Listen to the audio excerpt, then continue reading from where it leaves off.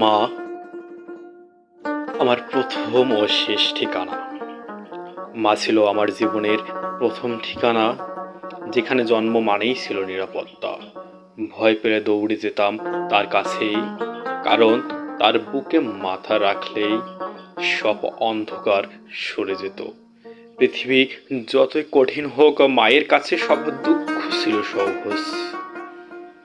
তার হাত ধরেই পথ চলা শিখেছি, তার দোয়াতে আজও বেঁচে আছি। আজ মা নেই, তবু তার নামই থেমে যায় আমার ক্লান্তি। শেষ নিঃশ্বাসেও যে নামটা ডাকবো, সে শুধু মা। কারণ মাই ছিল, মাই থাকবে আমার প্রথম ও শেষ ঠিকানা।